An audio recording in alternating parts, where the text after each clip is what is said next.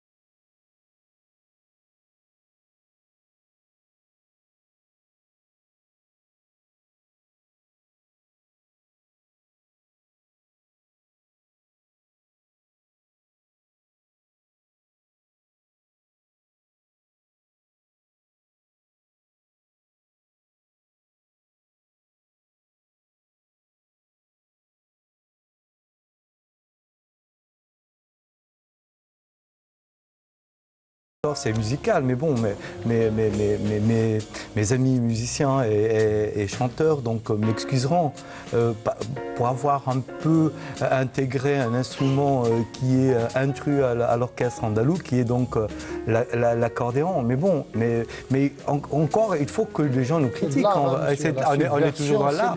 Et si on ne nous critique pas, en fait, on n'existe pas. En fait, alors on doit, je crois, donner le dos. On est bien placé pour le savoir, ça je peux vous le dire. Le fruit interdit, ça n'est plus la pomme, c'est le bigaradier. Tout à fait, oui, tout à fait.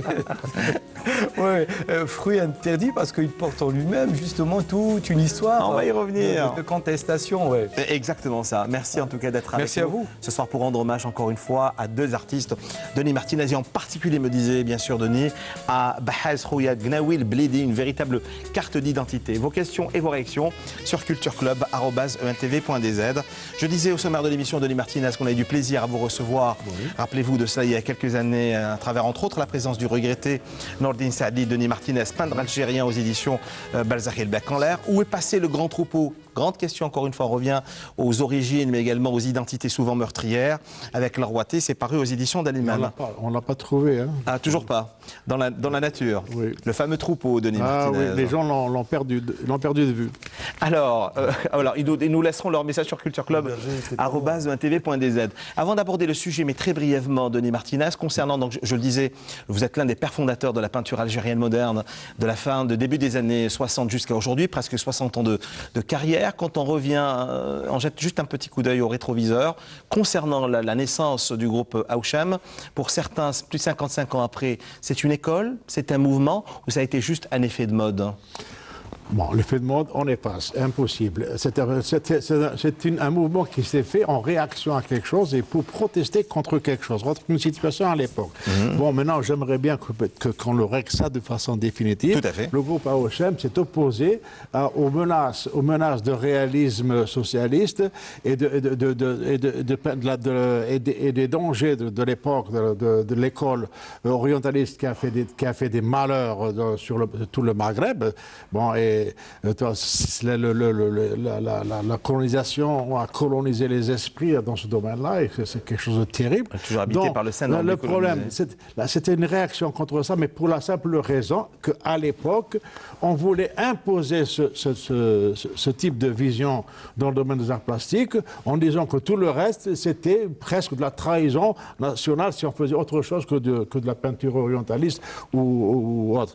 C'est-à-dire que là, les gens qui traitaient de l'abstraction ou autre, une liberté autre, étaient presque désignés comme des traîtres, etc. Donc là, c'était une réaction pour dire voilà, Ntouma, vous voulez imposer ça, mais nous, voilà ce qu'on revendique. On a revendiqué, bien entendu, toute la culture populaire arabo-berbère, bien entendu, mais en même temps, avec ça, l'Afrique et toute la culture du tiers-monde de l'époque. Mais c'était simplement une revendication sur le moment. Mais ce n'était pas fait pour être fermé et cloisonné, et non pas. C'était plutôt donner des ouvertures, des racines, donner quelles sont les racines possibles, mais pour monter vers l'oxygène. Hein, ok, d'accord, et ne pas s'enfermer définitivement. Et on avait aussi ce besoin d'aller vers l'universalité avec des racines bien nourries et qui devaient éclore avec tout l'apport universel. Même si c'est aujourd'hui une école, vous le disiez, ou un mouvement qui vous a échappé, mais à un moment donné, je ne sais pas si vous serez d'accord avec moi, on a essayé d'enfermer cette école-là que dans le signe et dans le symbolisme de Denis Martinez. Oui, non, mais c'est parce que les gens n'ont pas lu le manifeste. Ouais. Les gens n'ont malheureusement pas voulu comprendre cela. Non, c'est vrai qu'à l'époque, nous, on revendiquait toute la culture arabo-berbère parce que c'était un truc. Le mot berbère, pendant longtemps, c'était interdit de séjour. C'est-à-dire qu'à chaque fois qu'on disait ce mot-là, c'est presque, attention, dans la presse on ne te le disait pas, les premiers livres qui ont été écrits sur la peinture algérienne, si je devais parler du groupe Auchem, parce que c'était interdit, le mot berbère était interdit. Mais c'était parce qu'il y avait un problème à l'époque. Mais maintenant, ce n'est pas le cas. Ce n'est pas le cas. Maintenant, donc il y avait des gens qui étaient à l'époque, qui étaient allergiques à ça, à cette espèce de revendication, qui maintenant se revendique de ça. Parce que vous l'êtes là. Ouais. Mais d'une façon tout à fait artificielle. Artificielle, je suis désolé. C'est pour ça que vous parlez de récupération aujourd'hui. Oui, mais artificielle, c'est pas, ça n'a pas de sens. C'est pas parce que tu reprends un mot, non, où tu vas avec. Il faut, quand tu crées, tu dis des choses, tu racontes quelque chose. Tu dois avoir des choses à dire. Et non pas plaquer, bon, non, donc ça c'est... Moi je veux dire une chose. Le Hachem, il est tel que je conçois maintenant. Le Hachem, il est dans tous ces jeunes qui interviennent dans toutes les rues actuellement, partout. Exactement. C'est ça, Hachem, pour moi. C'est ceux qui viennent en Kabylie de plus en plus, qui viennent, qui ont de la liberté, de la fraternité, benatoum. Ils ont une ouverture universelle. Au collège, ils sont là. Et les gens, les hommes, ils ne sont pas coincés. Ils revendiquent avec des formes très diverses. C'est ça, Hachem, pour moi. Ils n'ont pas leur... Voilà, on a réglé. Donc ça, vous le restituez à travers Denis Martinez, peintre algérien, je rappelle, avec l'étroite collaboration de Nordine Saadi, c'est chez Les Bons Libraires, chez Balzac Éditions Le Bec en l'air, mais également où est passé Le Grand Troupeau chez Dalimen Éditions. On va revenir à l'actualité de ce soir. N'oubliez pas, question réaction cultureclub@20tv.dz. Bahasrouya Gnawi Blidi, Hkayet Ashara, c'est l'histoire, vous le dites, d'une longue complicité, mais c'est également de contestation, parce qu'aujourd'hui, vous vouliez lutter contre l'enfermement et dire aux gens de Blida et ailleurs que ce n'est pas seulement un artiste qu'on essaie un peu de marginaliser. C'est autre chose. C'est une question d'histoire, de mémoire. Il est question de notre africanité et de nos revendications originelles. Voilà. C'est-à-dire que bon, moi je raconte des anecdotes. Par exemple, quand vous aimez ça, Denis Martinez, les premiers temps, mais oui, mais l'anecdote raconte des faits, c'est la vie. Par exemple, les premiers temps, quand on a créé le festival Raconta, que j'ai fait venir Bahaz et son groupe en Kabylie, كاين الاولين يقول لك هذا جاب مالي جبتوا من المالي vous l'avez amené d'abord pour eux le type négroïde, c'est soit il vient de Ouergla ou de Timimoun, ou alors il vient du Mali ou du Soudan, ou je ne sais pas quoi. J'ai dit, avec Blidi, Blidi, etc. Bon, donc, ah bon, mais alors les gens, il faut qu'on raconte l'histoire. Il faut que les gens ne connaissent pas leur histoire. Ouais. Leur histoire, c'est-à-dire, c'est pas la scène grecque, c'est l'histoire mais on est encore dans l'enfermement et la stigmatisation et le rejet de l'autre, vous le savez aussi bien que moi. Le rejet vient de l'ignorance. Tout à fait, tout à fait. Bon, quand tu dis un blidéen que le Gnawi, ça, les lois Gnawi sont des gens qui ont été amenés à une époque, malgré eux, de l'époque de l'esclavage, un peu partout dans tout le Maghreb. Bon, on connaît tous les chemins, etc. Et qu'ils ont amené avec eux des traditions, des rites musique, parce que c'est pas de la musique pour le concert. C'était des rites. Et qu'ils ont, ici dans le Maghreb, ils les ont intégrés à l'islam. Et les mêmes esclaves qui sont partis en Amérique latine ont intégré les mêmes rythmes aux traditions chrétiennes espagnoles ou portugaises et autres. Et ça a donné des variantes très fortes. Mais d'ailleurs, Mohamed Bahaz est un descendant direct de cette longue souffrance d'esclaves qui a amené avec elle ces différentes sources musicales et autres. Mais il écrit justement dans sa présentation, Jawdet Gassouma, le voleur d'arc-en-ciel et le chantre de la couleur chantée. C'est la rencontre bien sûr des deux amis que vous êtes. Il écrit, il s'agit de l'histoire d'une saga familiale qui vient de loin, qui vient de très loin, dans le temps et dans l'espace, avec en filigrane les stigmates dans les paroles, les onomatopées et les complaintes qu'ils ont ramené de ce lointain Soudan mythique par sa dramaturgie lancinante, l'esclavage, la présence immémoriale Gnawi, toute cette imagerie affriolante, perturbante, qui nous jette tranquillement à la face nos incohérences, préjugés et notre assurance dans un tourbillon organisé de couleurs, de sons clinquantants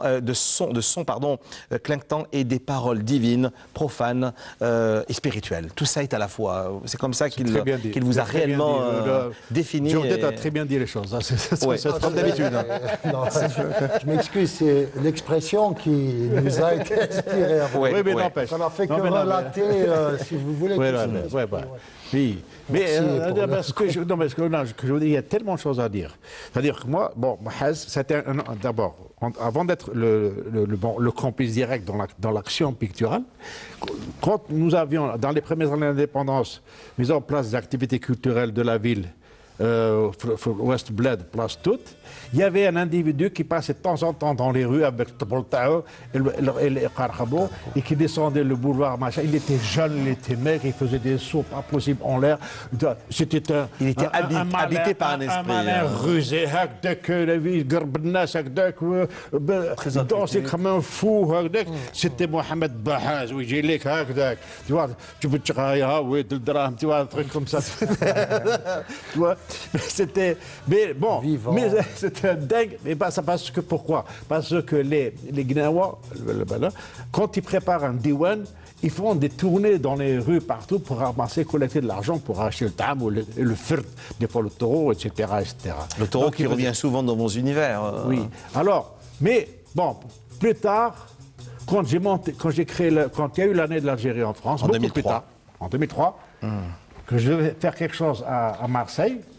Je voulais raconter dans un seul espace tous les éléments qui pouvaient faire partie de mon parcours culturel. Il y avait à la fois Aloula, il y avait la Fatar Jahout, il y avait bon, les anciens étudiants des Beaux-Arts, etc. Il y avait la Kabylie, il y avait Blida. Blida, pour moi, c'était ce qu'il y avait de plus populaire. Je prenais de la rue, la matière. Il y avait Bahaz et puis le poète, l'Ayachi. Bon. Je voulais les. Et on a fait un travail extraordinaire à Marseille. On a fait avec la percussion, le machin. J'ai mélangé pour la première fois l'ouverture de l'année de l'Algérie à Marseille avec une procession aranja accompagnée de la percussion gnaouia. Et ça, c'était la première fois que j'ai fait ça. Et ça, alors c'est ça qui était fort, de se mélanger ces choses-là. Et donc, à partir de ce moment-là, Bahaz est devenu un complice. Et Koul Khatra, quand je l'ai amené en Kabylie en 2004, il n'a plus lâché. Il est devenu plus populaire en Kabylie qu'à Blida. Il est beaucoup plus honoré à Kabylie quand il chauffe, ils viennent l'embrasser sur le front. Presque comme un saint. Mais c'est ça. Ouais. Ils ont beaucoup de respect pour lui. Tout le monde, quand il passe dans les rues... Mais quel hommage vous lui rendez à travers cette grande exposition, la première, je me rappellerai toujours, quand il marchait à Aït al-Arba, quand il marchait dans les rues, les femmes, elles venaient, elles lui mettaient quelque chose à il était lui-même... Il était lui-même très ému. Alors, qu'est-ce qu'il disait à Hassan Mtraf? Il dit donc, il va nous amener jusqu'à la planète Mars. Donc c'est cette Afrique, c'est son histoire, c'est ces tourments qui ont réellement donné naissance à cette exposition de Denis Martinez. C'est-à-dire qu'à partir de 2004, on a commencé à faire et même on a fait un travail à Blida avec l'école d'Aix-en-Provence et les Beaux-Arts d'Alger. Le premier travail s'était fait à Sidi Kbir, avec un travail avec l'imprimerie Mauguin. Donc, j'ai demandé à Bahaz et à l'Ayachi de participer à cette expérience-là. On a fait une ziyara à Sidi Kbir, Shabba, et puis il est venu aussi, parce qu'on est allé aux sources de l'Oued Kbir, aux sources, avec l'Ayachi. À la recherche du troupeau Oui, si on veut. Oui. Donc, on est allé là-bas, et les étudiants d'Alger et d'Aix-en-Provence ont eu à travailler sur cet environnement-là. En même temps, Bahaz était là. L'Ayachi disait des poèmes et Bahaz qui faisait de la percussion dans l'Oued. Ou n'importe où, sur tous les objets qu'il trouvait là. Et puis il chantait des trucs. Donc, il a déjà nourri l'équipe Hagdek. C'est-à-dire que c'est un génie de partage comme ça. C'est-à-dire qu'il a marqué les gens. Même à Marseille, les gens ne voulaient pas le lâcher. Ils pensaient Depuis Denis Martinez, est-ce que l'image a changé? Pardon? Est-ce que l'image, son image, vous êtes arrivé à faire changer l'image du Bahaz des années 70, le regard? Oui, attendez, non, c'est-à-dire au fur et à mesure. C'est-à-dire que moi, d'abord, j'ai pris des photos, beaucoup de photos, etc. Puis au fur et à mesure, je dis, bon, là, il y a un truc, il faut que je fasse quelque chose. Je rentre dans son histoire, donc j'ai commencé à creuser dans son histoire. Et creuser dans son histoire, c'est-à-dire avec les archives familiales, et à partir de sa après, c'est la lecture, la recherche des racines anciennes. Et bien moi, je me suis dit, bon, il est le bout de quelque chose qui a un long chemin, qui a une matière. Il a très bien dit les choses tout à l'heure, le rapport au jazz, etc. C'est un truc qui. C'est aussi le gnawa sont une des sources du jazz aussi. Donc c'est l'Afrique le point commun. La musique des tripes. Non, mais vous savez, il faut savoir une chose. Quand j'ai fait une expérience à très longtemps au musée des Beaux-Arts d'Alger, dans les années 80, fin des années 80, je ne sais plus. Et l'autre Madani il avait fait une émission à radio en même temps, il a amené Ma'alem Ben Aïssa. Et moi j'étais en train de travailler. Des grandes familles Barkhet, faut-il le situer. Un des demi-frères de Bahaz.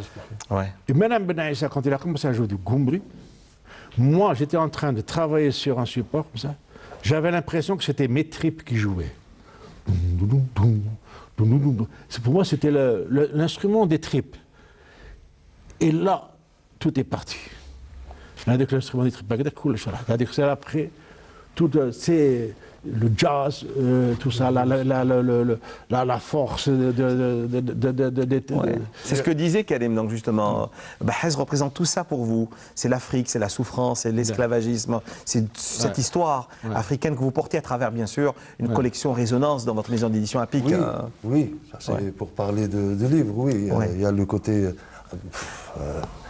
Il faut arrêter de dire on fait partie de ce continent, donc faut plus, on est africain, on est africain. C'est comme si on justifie notre africanité alors que notre africanité elle est dans notre culture. Elle est inscrite dans notre ADN aujourd'hui. Comme disait tout à l'heure Denis, elle est dehors aujourd'hui avec les couleurs, avec cette créativité, avec...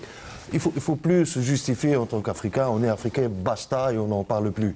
Maintenant, c'est comment Bahaz, justement, il fait partie d'un tout. Là, on parle de Gnawi, parce que le Gnawi vient d'un genre d'êtres humains qui sont noirs. Voilà. Et que le nord de l'Afrique, c'est blanc, c'est métissé, etc. Donc ils ont la nuit sur la figure, comme il est dans la source. La source, elle est en bas, la source. Elle vient d'en bas. Elle vient pas d'en haut. Elle vient d'en bas. Donc elle arrive vers le nord. Et quand elle arrive vers le nord, elle rencontre d'autres cultures. Elle rencontre les Peuls, elle rencontre plein d'ethnies. Après, on est dans une forme de nomadisme, etc. Vous savez, vous avez de grands musiciens de jazz américains qui ont fait énormément d'albums en Afrique subsaharienne, que ce soit au Mali, je prends le cas de Bali, avec Steve Sheehan, le percussionniste. Je prends Falka Touré aussi, qui a joué avec de grands musiciens de jazz. Pourquoi ? Parce que le jazz a toujours été une source d'abord le jazz, son origine c'est le blues. Le blues, son origine c'est l'Afrique. Ça, il n'y a rien à... il n'y a rien à dire. Les études sont là, les études historiques sont là, la sociologie est là, l'anthropologie est là pour le dire. D'accord ? Donc il y a tout ce travail historique qui a pris du temps et que maintenant je reviens à un point essentiel par rapport à cette histoire justement de Bahaz l'Ublidien et non pas Bahaz Timimounia ou ailleurs. Non, il disait Karim, Bahaz Khouya Gnawi Blidi. Oui, c'est une affirmation, confirmation, etc. Pourquoi cela? Parce que nous, quand je dis nous, c'est-à-dire en général, il y a ce qu'on appelle un peu le mépris de la musique populaire. Donc c'est comme si que le Gnawi est une musique C'est comme la musique savante quand on parle d'andalou, et c'est exactement le même problème quand on parle de Cha'bi. D'ailleurs, à un moment donné, il y a eu tout un travail. C'est l'Anqar, quelque part, qui a imposé le Cha'bi à travers de nouvelles résonances et en y introduisant de nouveaux instruments. Mais c'est ce qu'on appelle le Hagara, c'est-à-dire le Hagara dans tous les sens. Cette condescendance. Oui. Non, c'est la musique populaire, c'est-à-dire parce qu'il ne faut pas oublier que l'Algérie, et particulièrement le Nord, quand on prend Tlemcen, c'est-à-dire le Sahab al-Hadara, Blida aussi, Béjaïa, etc., Constantine, qui restent des régions très conservatrices tout à fait. Par rapport à ce qui vient du bas. Et aujourd'hui, on le voit très très bien dans les rues. Tout a échappé. Denis Martinez, avant de revenir à vos questions sur cultureclub@1tv.dz. Non, ce que je veux dire, c'est que moi enfin, dans cette histoire, ce qui est intéressant aussi, c'est que, justement, il y a notre ami Farid Khoja qui est là, qui est... c'est vrai que bon, dans Blida, on dit bon, le bled d'Andelo Soukoulesh, Farid en est un des plus beaux représentants, mais il est quand même... C'est une musique qui s'est déplacée avec un déplacement de peuple qui a traversé la mer, qui a fui la conquista chrétienne, etc., et qui s'est répandu dans tout le Maghreb. Bon, Kholéa, Miliana, Blida, etc. Donc ça, c'est ce que le blidéen considérait pendant longtemps sa musique. À part ça, il y avait les berbères des montagnes autour, etc. Et puis il y a aussi cette communauté d'anciens esclaves, parce qu'à Blida, il existe ce qu'on appelle Zought al-Husfan, c'est-à-dire la rue des esclaves. Ça existe toujours, elle était là, et où les gens venaient rassembler. Donc, ils ont ramené leur culture. C'est une culture qui n'était pas, c'était pas comme la même chose que l'Andalou. L'Andalou fait le concert. Tandis que les Gnawa, les vrais Gnawa, avec leur diwan, ce sont comme des zaouïas à cercle fermé. Ce sont des pratiques musicales rituelles, avec tout comment on appelle ça, tout un répertoire de chants qui ont un sens et qui sont placés dans le diwan à des moments bien précis, etc., etc. Donc moi j'ai été amené à faire un travail sur tout ça, et donc j'ai appris que le travail dans la rue, c'est le profane, avec le tabl et le qarabo, et dès qu'il rentre dans le diwan, c'est le mystique. Ouais. Et donc il y a tout ça. Il y a le sacré et le profane. Oui, tout ça. Donc il y a et ça c'est très important à connaître. C'est-à-dire que les gens ne le connaissent pas. Il y a des blidéens qui ont connu, qui ont fréquenté ces lieux. C'est-à-dire les blancs, beaucoup de blancs qui sont devenus gnawi. Ça c'est des blancs qui sont devenus gnawi dans la pratique. Dans la zaouia de Blida, il y avait des blancs. Bon, lui-même, Bahaj, c'est un métis. Ouais. Donc il est de père noir et de mère blanche. Bon, et ce que j'ai su avec l'histoire de Bahas, c'est que son père et sa tante ont fui Ghardaya. Ghardaya, c'était un des centres d'achat des esclaves, comme Adrar, comme Timimoun, comme Wargla, des lieux de passage. Et les esclaves arrivaient à Ghardaya, ils devenaient ce qu'on appelle les khomri, leurs fils, leurs enfants. C'était les enfants. Les métis, oui. Hein? Voilà. Donc métissés. Et son arrière-grand-père a été acheté par une famille qui s'appelait Bahaz. Ils ont pris le nom Donc, de la famille. les gens qui sont achetés par Bahaz sont après nommés Bahaz. C'est-à-dire qu'ils ne connaissent même plus l'appellation de leurs ancêtres. Exactement. Parlez-moi de son regard et de son analyse quand elle a eu à voir et à approcher toutes vos réalisations pour lui rendre hommage, Denis Martinez. Ça, c'est difficile parce que maintenant, je veux dire, lui, bon, il en a vu certaines, il n'a pas tout vu, mais maintenant, le premier, il ne va pas les voir. Ouais. Parce qu'il perd la vue en ce moment. Non, il ne va pas les voir. Ouais. Donc il a vu certains de mes travaux, ok, d'accord, mais pour le grand essentiel de ce qui sera là, Il ne va pas les voir. Bon, il a participé à la fabrication des taballouk, les trucs, mais bon, au toucher. Avec la main. On sent une charge émotionnelle dans votre voix quand vous en parlez, Denis Martinez. Oui, mais écoutez, bon, mais ça, bon, d'abord, l'émotion, c'est pas seulement par rapport à ça, c'est d'abord que le fait que je mette en place un événement personnel à Alger qui est porteur de quelque chose. Parce que, à l'espace Espaco, faut-il le dire? Oui, mais ça c'est important. J'allais le dire justement. C'est-à-dire qu'il faut dire d'abord que moi, quand je prépare quelque chose, ce n'est pas une simple exposition avec un alignement d'œuvres, c'est que je viens avec un récit. À chaque fois, c'est un récit. À chaque fois. Cette exposition que je vais montrer enfin là, à l'Espaco, hein, est entre 2004 et maintenant, elle s'est élargie. Bon.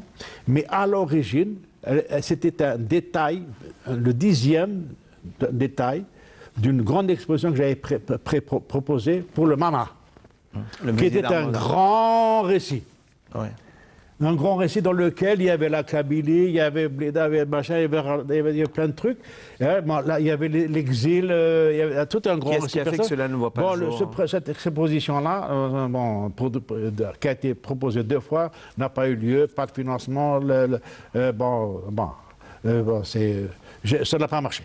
J'ai pas pu. Malheureusement. Malheureusement. Bon. Alors, donc, je trouvais qu'il y a des œuvres qui sont là que personne ne connaît. En dehors de celle-là. Hein. Ouais.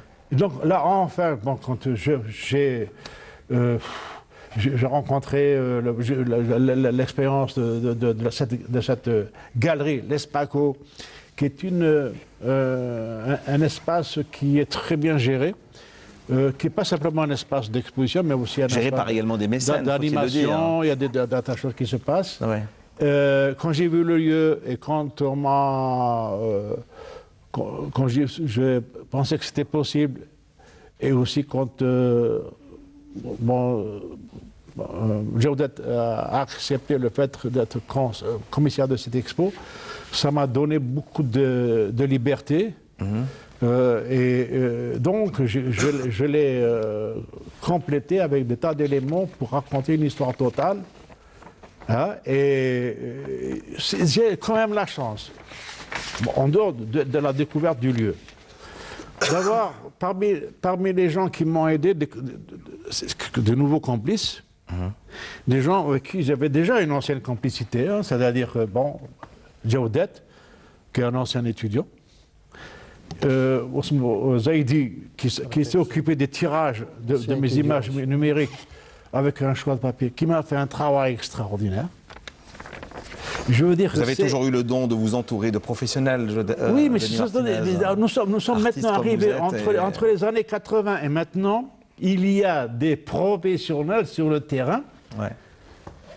Mais avec qui je peux avoir aussi une très bonne complicité. Je veux dire, je fais confiance, on se fait confiance. Jawdet Gassouma, quand il écrit Le voleur d'arc-en-ciel et Le chantre de la couleur chantée, il écrit vous concernant Mohamed Bahaz, Khouk Mohamed Bahaz et donc Denis Martinez, il dit ils sont 2, formant les points essentiels du sacré yin et yang, tout cela dans une fête des sens, une fête où l'esprit des choses n'est jamais absent.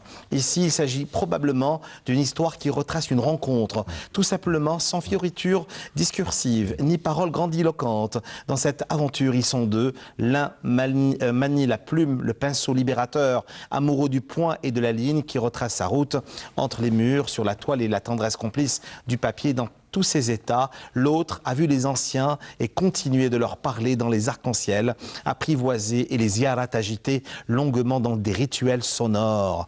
Bonsoir Jawdet Gassouma.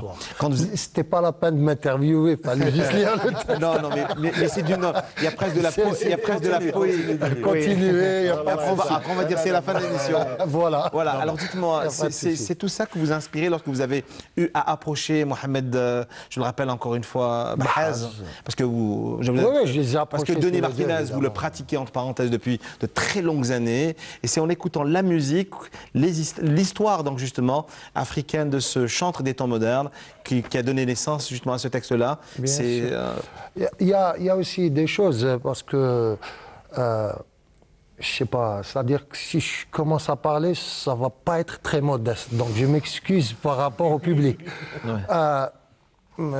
Monsieur Martinez a parlé de professionnalisme. Sincèrement, on a été professionnel, on est formé pour ça, d'accord? Ça existe, voilà. Donc je m'excuse pas, peut-être que les gens sont peut-être pas habitués à ce qu'on dise on est professionnel, donc on a fait un travail professionnel. Vous êtes très modeste, c'est connu. Mais merci, c'est une école, j'essaie de l'être. C'est un travail de 20 ans aussi. Bahaz, je le connais depuis un certain nombre d'années et je connais Denis Martinez depuis un certain nombre d'années, ayant été étudiant aux Beaux-Arts.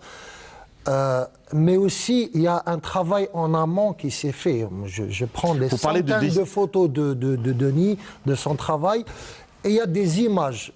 Le texte que vous avez lu est un texte qui accompagne cette exposition, mais c'est un travail en amont qui a été fait depuis plusieurs mois, du moins pendant plusieurs années. Vous avez eu à revisiter tous ces souvenirs. Je n'ai pas vu, moi, Denis Martinez juste comme un prof. Je l'ai vu aussi comme un artiste qu'on accompagne. Et je l'ai souvent accompagné. Et il a accompagné mon parcours et j'ai accompagné aussi son parcours. Le sien. Même quand il était à Marseille, je me suis fait souvent, du moins, l'écho de ce travail. Parce que je suis, entre guillemets, un témoin. Moi, je suis un scribe qui observe et tout. Vous êtes un éleveur de coccinelles en papier aussi. Hein. Ça, c'est juste pour la petite fantaisie. Oui. Et donc, le texte que vous voyez, c'est aussi un travail qui a été fait en amont. Moi, j'ai vu des images de Denis Martinez. Il y a tout un mur que le public est invité à voir. Il y a tout un mur qui raconte cette saga et qui va faire l'objet d'une parution, on espère, Inch'Allah. Et donc, on a mis 70 images où vous voyez la saga Bahaz. Et qui dit saga Bahaz, c'est 2 siècles d'histoire. Oui, vous parlez de complaintes, vous parlez et vous le voyez sur les murs, il a une œuvre graphique qui est vraiment formidable. Ça, elle est vraiment magnifique. Parce que dans cette œuvre, oui, c'est vraiment une exclusivité. C'est une exposition inédite qui regroupe plus de 50 œuvres. N'en déplaise à M. Martis, qui sont extrêmement contemporaines. Ça, c'est pour les arts plastiques. Mais ouais, il me dit, n'utilise pas trop ce concept Maya, parce que c'est vraiment, ça vient du cœur. Les tripes et tout, ça, c'est vrai. Mais par contre, on a fait des tirages numériques 1 sur 1, c'est-à-dire c'est des tirages numériques, pour parler techniquement et professionnellement, sur du papier Bright à grammage 380. C'est-à-dire qu'on a réellement été professionnel dans la présentation. Il y a des peintures, il y a du dessin, il y a de la peinture, il y a des installations, il y a des référents justement à de direct. Il y a des projections. Et tout. Il y a des projections, il y a une performance, conférence. C'est-à-dire on va ça a commencé hier le samedi et ça va se poursuivre. Et ça va se poursuivre pendant un mois, mais avec une performance pour le 11 et une conférence pour le 11 et une performance pour le 13 avril. Avec, comme je reviens à la saga Hadi Gnawi, qui est une saga familiale. C'est une saga où vous aurez, entre guillemets, l'histoire d'Abhaz avec plein de références sur le Guinée. On va comprendre un peu ce rituel, ce syncrétisme. C'est une sorte de représentation un peu de tous ces syncrétismes, que ce soit musical, traditionnel ou rituel. Et vous aurez l'histoire d'une famille et vous verrez que cette famille elle a des siècles d'existence. Donc Blida, c'est aussi Sidi El-Kbir qui a ramené l'eau, qui a détourné, auquel on a donné des pouvoirs divins parce qu'il a su maîtriser l'eau. On dialoguerait presque avec les esprits entre Bahaz. Jusqu'à Bahaz qui vient, oui, c'est tout. Blida, c'est Sidi El-Kbir, c'est Bahaz, c'est Denis Martinez avec une histoire venue d'Andalousie, n'est-ce pas? C'est tout ça. Vous parlez tout à l'heure de Bahaz comme est-ce qu'il est algérien ou pas, malien et tout. Denis Martinez est algérien, par exemple. Voilà, c'est pareil, c'est la même histoire. Denis Martinez est algérien. En tant qu'esclave. Voilà. Non, certains sont esclaves dans leur pensée. Non, je veux dire, les migrants. L'art a réussi, on a, entre guillemets, réussi par... C'est une expo d'art total en réalité, hein, parce que vous avez des tirages numériques, mais après il y a des dessins, il y a la touche de chacun y est, et puis il y a même du sonore. Vous dites que cette exposition aurait pu avoir lieu à Harlem ou dans l'Alabama, pour quelle raison? Par rapport au jazz, par rapport à la musique? Parce qu'on parlait de blues, c'est aussi du syncrétisme. Vous avez souvent des gens, je ne sais pas, le mélange, quand vous avez Ray Charles qui va vous faire un morceau, vous avez de l'africanité, et en plus, lui, il est un peu, entre guillemets, un peu païen, après, il évoque le spirituel. On va revoir quelques images. Donc, tout ce syncrétisme. On va revoir ces images dans quelques instants. N'oubliez pas vos questions et vos réactions sur cultureclub@20tv.dz. Avant de poser la question à notre dernier invité, Khalid Khouja, je reviens à vous, Karim Chir. Musicalement parlant, justement, vous parliez de spiritualité, de réflexion, de voyage, de nomadisme. Comment vous expliquez qu'aujourd'hui, Cheikh Bahaz, Ma'allem Bahaz, n'est pas réellement de visibilité, n'est pas réellement connu ici chez nous d'abord, mais également hors de nos frontières? Écoutez, franchement, Karim, quand on voit, vous savez très bien que depuis quelques années, le mouvement guinaoui chez les jeunes a pris. Mais de quel guinaoui il s'agit? Justement. Ouais. C'est ça la grande problématique. C'est-à-dire que il y a pas mal de musiciens aujourd'hui, pas mal de groupes, de troupes, je ne vais pas les citer, parce qu'il y en a pas mal. Il y en a pas mal dans les quartiers populaires, entre autres à Bellecour, par exemple, parce que justement, Ma'allem, il était de Bellecour, etc. Mais il y en a à Lucendé, il y en a à Bablouad, il y en a à Saint-Eugène. Ça, c'est juste pour parler d'Alger. Mais il y en a à Mostaganem, il y en a à Oran. Là, je parle de la nouvelle génération qui s'intéresse au gnaoui, qui fait du gnaoui et qui se... Comment dire, qui se proclament gnaoui. Ils revendiquent leur gnaouité. Et le gnaoui, aujourd'hui et même ailleurs, en France par exemple, c'est devenu aussi une mode. Alors maintenant, il y a deux problématiques. Il y a le capitalisme musical, ou de la musique, du monde musical, qui prend ce phénomène parce qu'il sait qu'il peut gagner de l'argent sur ou dessus, etc., etc. Mais il y a aussi le gnaoui en tant qu'esprit, parce que le gnaoui est un état. Un état d'esprit, tout à fait. C'est un état d'esprit, c'est comme les jazzman, c'est un état d'esprit. On vit dans le jazz, on vit dans le gnaoui, on vit dans le chabi, n'est-ce pas? On vit dans l'andalou, n'est-ce pas? On est habité par ça, la musique vous habite, quelle que soit cette musique. Maintenant, Bahaz n'est pas connu. Ablida, je pense qu'il est connu. En Kabylie est connu. En Kabylie est connu. Maintenant... Mais toute une vie consacrée donc justement à l'esprit gnaoui sans pour autant avoir une visibilité, des enregistrements, c'est quand même malheureux. Oui, ça c'est une autre histoire. Oui, les enregistrements justement du gnaoui, de l'ancien gnaoui. Ouais. C'est comme Landa qui est parti sur des collections d'andalou, de chabi, de grands chanteurs, etc., etc. Je ne sais pas si on a dans le gnaoui. Pas encore. C'est différent. C'est très différent. D'autant plus, il n'y a pas d'enregistrement. Non, c'est différent. L'andalou, c'est un orchestre qui va jouer sur scène. Oui. Tout ça, ça veut dire que faire un travail avec les gnaouis, il faut assister à un diwan. Il faut enregistrer tout un diwan. Un diwan, c'est-à-dire, et ce n'est pas un diwan. Quand tu le vis, c'est une chose, mais tu ne peux pas l'écouter sur un disque parce qu'il y a des silences, il y a des sacrifices, tu vois, il y a des... C'est-à-dire un diwan, un vrai diwan, tu sais quand est-ce qu'il commence, tu ne sais jamais quand est-ce qu'il finit. Il peut durer 3 jours. Un diwan, c'est-à-dire qu'avec tout l'entrée, le dakla, le machin, le tam, le machin, le sacrifice, il peut durer 3 jours, un diwan. Donc, ça, c'est un travail plutôt de film ou autre comme ça. Mais, c'est-à-dire que moi, quand j'ai organisé une soirée de diwan la première fois, enfin, quand on a fait l'expérience à Blida et Aix-en-Provence, on a organisé un diwan à Bni Merad dans un jardin. Oui. Dans un jardin. Il y avait le groupe d'Ablida, plus des gens de Cléa qui sont venus. Bon, ils étaient très gênés parce qu'on leur dit qu'il fallait que ça s'arrête à minuit. Déjà, oui. C'est là où on commence. C'est-à-dire qu'ils ont commencé même. Certains esprits se libèrent. Ah bah oui. C'est-à-dire si on commence à 8 h, ok, d'accord. Ça met après minuit, c'est là, ça y est, on y est. Là, maintenant, c'est là On est dans une forme de transe. Non, c'est ça. Donc, ils sont obligés de faire un résumé. Bon, il faut qu'on fasse telle phase, et ça devient artificiel.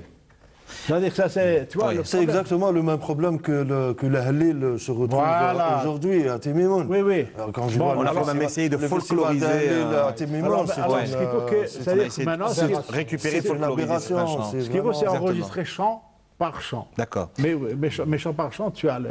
Et on a fait un très beau mariage ce soir-là, Denis. On avait commencé par l'Andalou et on l'avait arraché avec le diwan de Mohamed. Ah oui, c'est vrai. C'était excellent. J'y ai participé. Il y avait aussi avec nous Nordin Saoudi. C'est ça. Voilà, donc on avait commencé par des chants. Tout à fait. Enfin, vous n'êtes pas aussi conservateur que ça en fin de compte. Hein. Vous les gens, sans pour autant vous enfermer dans un... Nordin Saoudi, grand artiste, on est aussi inspiré, vous savez. Donc on avait commencé par des morceaux empruntés donc au registre profane et on l'avait enlevé avec le diwan de Bahaz et qui a donné une sorte d'habillage très très très mystique à toute la soirée, y compris la partie andalouse. J'ai même entendu dire que Denis Martinez avait dans ses coffres des enregistrements exclusifs entre Cheikh Bahaz et vous, mon cher ami. Oui, mais c'était une soirée mémorable. Hein. D'ailleurs, le cadre s'y prêtait, donc il faisait noir parce qu'on n'avait que des bougies parsemées ici et là dans le diwan. Dans le diwan. Pour inviter les esprits de la nuit. Oui, pour invoquer les esprits, pour les inviter à participer. Installer l'ambiance. Il fallait installer l'ambiance. Créer l'ambiance, conditionner. Et puis dans la piscine, dans le bassin, il y avait Mahfoud aussi, qui avait inscrit et non pas peint sur les parois de ce bassin des dessins qui étaient quand même prémonitoire par rapport à ce qui allait se passer ce soir-là. Donc, on est réellement aujourd'hui dans le dialogue entre l'esprit sacré et l'esprit oui, tout à fait. Parce que tout à l'heure, Anta Diop, dans son livre, dans son grand livre Barbarie ou Civilisation, parlons de l'Afrique, il parlait de deux Afriques. Mais bon, en fait, il n'y a pas deux Afriques, il y a une seule Afrique. Les deux, même s'il y a deux Afriques, mais ce sont deux Afriques qui se parlent, hein, qui s'aiment et qui se réconcilient de temps en temps. Qui peut même se confronter. Bon, en fait, quand on parle de Zelieb tout à l'heure, je vais peut-être parler de Zelieb. Bon, Zelieb, était aussi noir. En fait, il avait transporté avec lui de Damas jusqu'au cours d'Andalousie tout le savoir arabe. Mais arrivé en Espagne, enfin en péninsule ibérique, il a quand même trouvé un terreau qui a été beaucoup plus favorable à donner vie à une autre forme d'expression qui est la musique andalouse et qui a fait quand même, qui a rompu avec les codes de la musique classique de l'Orient oriental, donc de l'Orient. Et il a révolutionné en fait toutes les formes d'expression, la musique, la cuisine, mais mode. vous-même avez été en rupture avec les codes andalous dans la première chanson de cet album, mon cher ami. Oui, en effet, enfin, si vous me permettez juste rebondir sur un fait que c'est tout le mérite, c'est-à-dire si cette musique nous est parvenue jusqu'ici en Algérie, c'est grâce justement au grand travail de Zelieb, parce que c'est lui qui a arraché cette musique du palais.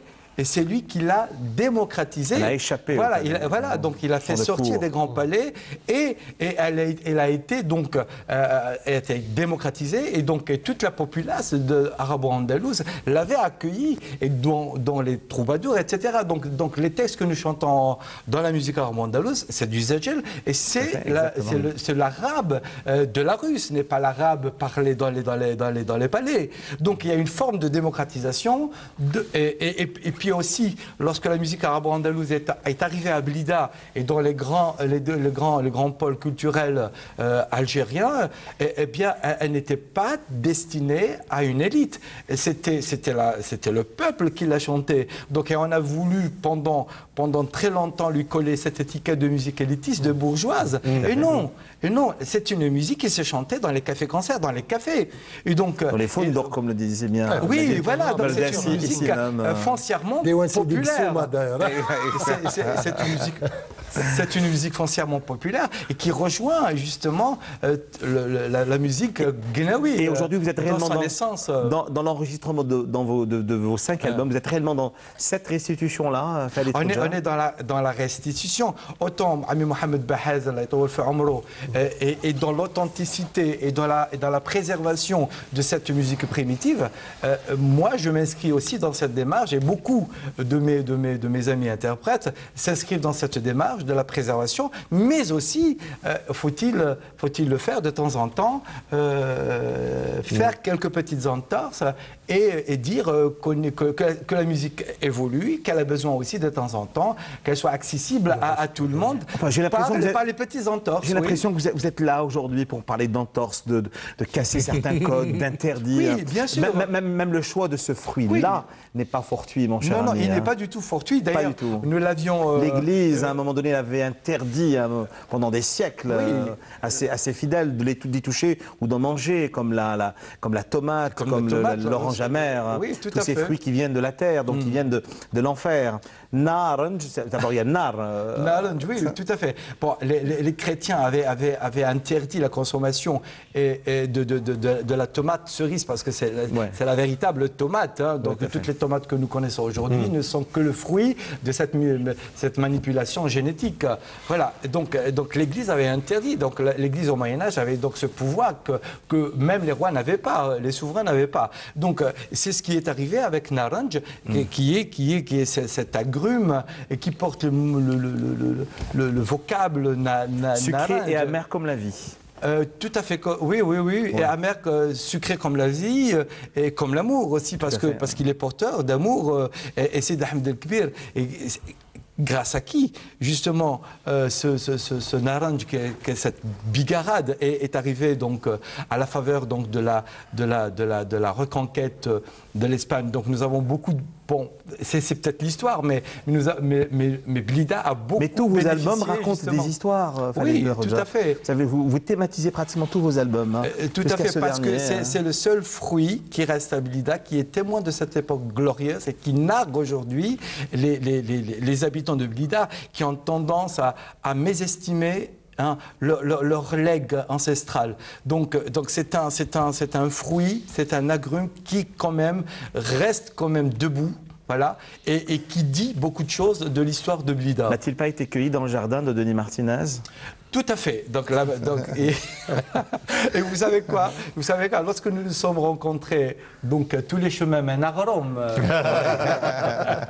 Nous sommes croisés au souk et je lui parle donc de ce projet. Donc je lui dis voilà, donc j'ai envie de raconter une histoire, l'histoire de Naranj, parce qu'il est quand même porteur d'une longue superstition qui a valu que ce fruit soit quand même banni donc d'Espagne et qu'il a fallu, à la faveur donc de la déportation, entre guillemets, c'est un mot un peu trop fort, de toutes ces familles andalouses qui sont venues, et maurices qui sont venues donc à Blida, que nous connaissons justement cet agrume. Il me dit, écoute Farid, j'ai un oranger à la maison, donc et c'est à partir donc de cet oranger, tout est parti de chez lui en fait, parce que cet arbre, c'est Denis Martinez.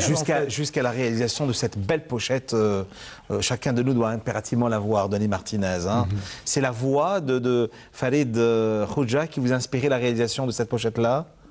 Plus que ça, c'est plein de choses. C'est tout ce qu'il m'a raconté, tout le besoin en même temps de faire quelque chose qui représente ce passé andalou, etc. Pour moi, c'est voilà, c'est Sidi Kbir, c'est Oui, voilà, c'est l'eau, c'est la vie, c'est l'amour. Ça coule de source. Et, ben oui, et puis la couleur rouge, il l'avait choisi par rapport justement à cette thématique. Hein. La bigarade est rouge, bon, elle est orangeade, mais c'est la couleur en fait de l'amour. Et c'est aussi la couleur du sang, c'est le sacrifice, hein, parce que les Morisques ont fait beaucoup de sacrifices, et grâce à ce sacrifice qu'ils les massacres ont de fait, l'église, voilà, hein, voilà. Donc ils ont apporté avec eux tout ce qu'ils pouvaient apporter, donc, et ils l'ont donné à la ville, donc aux habitants de Blida, et voilà, et donc nous leur sommes redevables toute notre vie. Hein, donc. Et la voix, plutôt la musique, l'instrument de Mohamed Baha serait-il quelque part ici? Et il y est à travers les cordes qu'il m'a lui-même faites, donc confectionnées. Donc mes premières cordes, donc lorsque j'avais hérité de mon rebeb, et c'est une forme plus ou moins évoluée du goumbri en fait. Hein. Bien sûr, Le goumbri est un instrument à cordes pincées, le rebeb est un instrument à cordes frottées. Donc mais nous utilisons les mêmes cordes qui sont faites donc à partir de tripes, on en parlait tout à l'heure, de tripes de bouc, que Ami Mohamed faisait avec amour. Oui. Donc, et c'est le son qui est le plus proche de la voix humaine. Oui, d'accord. C'est vrai. Autant le goumbri, quand on le tient, donc il est un peu plus viril, bien sûr, c'est un instrument beaucoup plus basse. Et donc, mais il est en communion justement, il est en fusion avec les tripes, avec le corps d'une manière générale. Et le rebab aussi, puisqu'on en joue que sur une seule corde, mais ce sont des sons, ce sont des sonorités qui rappellent le goumbri, qui rappellent toute cette souffrance dont étaient donc victimes toutes les personnes déportées, y compris ceux qui nous viennent de très loin, donc d'Afrique ou de la péninsule ibérique. Donc on a quand même un dénominateur commun, et c'est grâce à lui que j'ai. D'ailleurs, il en est témoin, Denis. Donc, c'est Ami Mohamed qui m'a appris comment fabriquer les cordes. Et donc, c'était quand même... c'est un voyage très initiatique, en fait. Donc, le fait d'aller chez le boucher, lui commander des tripes de boyaux de bouc, et de les ramener, à la maison. Quel bouc, hein, le bouc de montagne. Hein. Voilà, de bouc de montagne. C'est pas le bouc qui bouffe. Donc, et les préparer, donc... Et c'est pas moi qui l'ai préparé, c'était Ami Mohamed. Hein.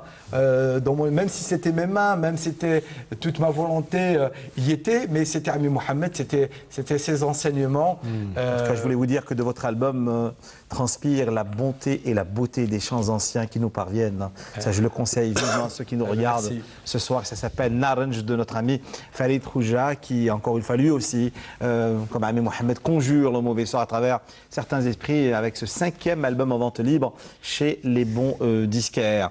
Voilà, donc vous l'aurez certainement remarqué, hein, que ce soit la parution d'un livre, la sortie d'un film, le montage d'une pièce de théâtre, tout cela n'est que prétexte pour rencontrer, venir à votre rencontre chaque dimanche soir pour une émission de débat. Et pour cette autre exposition, celle bien sûr de notre premier invité qui, encore une fois, a conditionné la rencontre de ce soir, à savoir Denis Martinez, Bahas Rouya Gnawi Blidi, ça s'appelle Hkayet Ashara, c'est l'histoire d'une longue amitié, d'une longue complicité.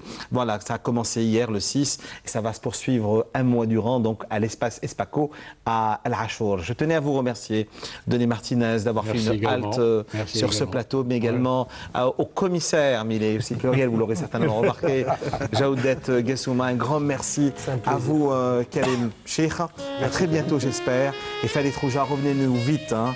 Et c'est quoi, avec une série de concerts, nos portes vous resteront toujours ouvertes.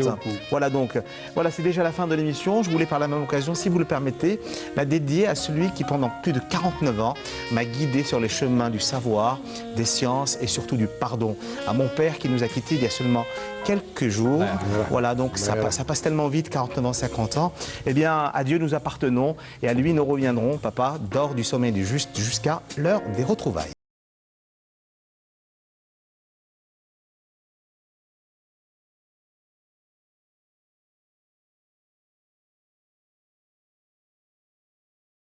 Merci messieurs, merci à vous et à la